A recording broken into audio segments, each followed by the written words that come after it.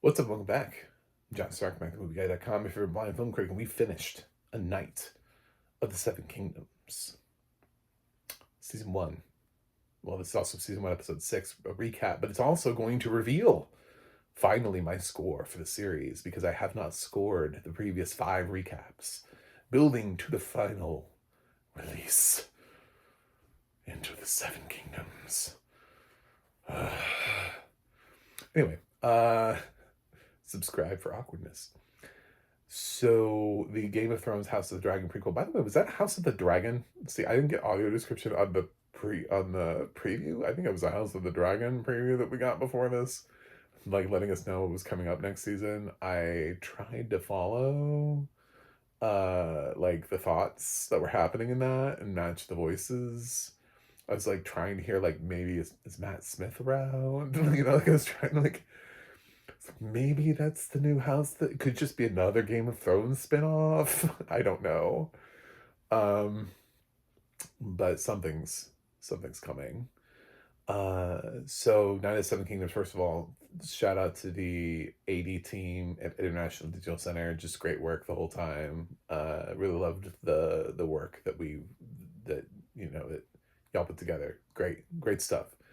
Um, so the finale is, of course, Dunk is getting his wounds healed by the guy, and his friend just kind of sends away the guy that's doing it. And it's sort of hilarious because Duncan does actually sort of heal from the bajillion wounds. Even they don't have doctors back then. They had like, I don't know, witchcraft people, but even the witch that was healing him was like, I don't know, you're gonna make it, dude. It's a lot of wounds. But by the end of the episode, dude's walking around, getting on horses and stuff. It's just cash. Just he's back to himself.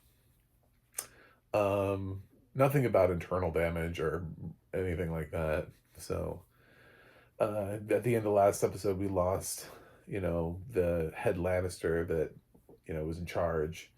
And so the one that's now in charge is the one who's the father, mass maker is now in charge of. I was like, Mater. Mater's in charge. Maker's in charge, and he sent his spoiled brat son off to like live somewhere else because he's obnoxious. And basically, I mean, he's like some time in the free colonies will do him some good. Um, so he has the young son, but he also has. There was like another guy that came and talked to Dunk, and I was like, does he have 3 kids?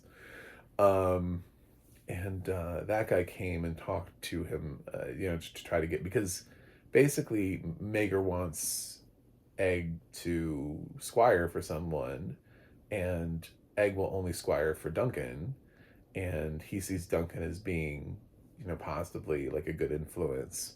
He sees past all of what just happened, like to his family, that they lost this great leader.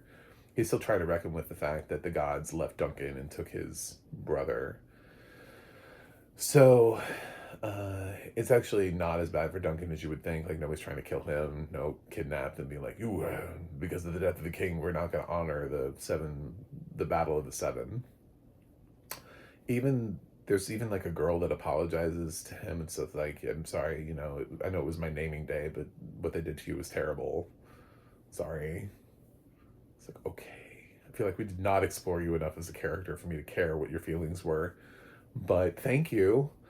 Um, so Duncan's like, no, I think I'm done with princes. And then he leaves because he's also been offered an opportunity from this other friend to go with him on a journey. And he thinks that maybe he wants to do that.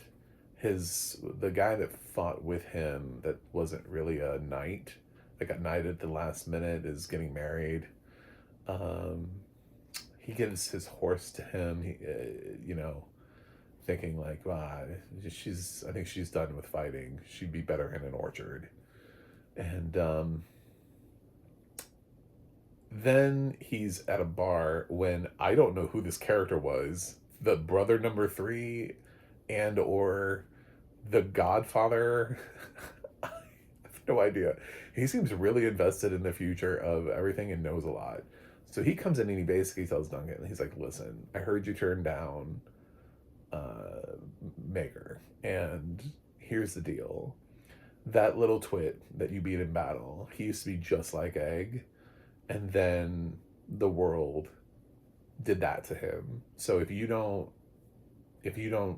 take Egg is just going to turn into that annoying little piece of shit that you just fought.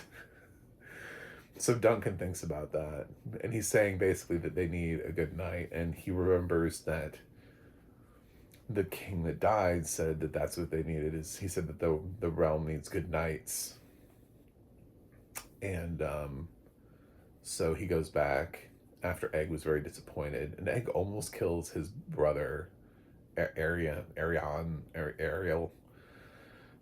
I don't know. But his dad is like sitting there in the corner, and then they cry and they have a good cry, and finally Duncan shows up, and he's like, "Yes, I'll squire Egg, but I want to be able to take him away from here, so that he's not living this life of being a prince." He's trying to make sure that Egg grows up to be honorable instead of like the other kid. So they come to an agreement and an understanding, which will, I'm sure, come about in season 2 of The Night of the Seven Kingdoms. Um, that's basically everything. I mean, that's a quick run through of it.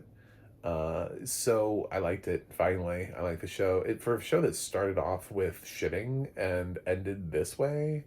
I mean, it started off where coming out hot off of episode 1, my grade for this was like floating fresh, like barely sort of in like the sixes. And it kind of really just loved potty humor for a while. And then it abandoned potty humor like halfway through and got serious again. And I kind of appreciated that. Or its potty humor was like more targeted. It started to tonally balance itself. It's kind of like Daredevil Born Again, how like the last couple episodes aren't as bad as the rest of the series. We're like, did somebody get hired at the end to come in here and tweak it a little? Um, so yeah, I noticed a slight uptick in quality for the last 3 episodes than over the first 3 episodes, even though I like Dunk as a character. And that's the thing, is that I'm invested now in this character, and I like the fact that within the Game of Thrones universe, there's a show that's just based on one character. So we got to figure out the tonality for season 2 and get that in lock. And it doesn't have to be as dark as House of the Dragon and a Game of Thrones. It can be a little bit lighter, but it seems to also want to be as violent as those shows, so it can't really be too light.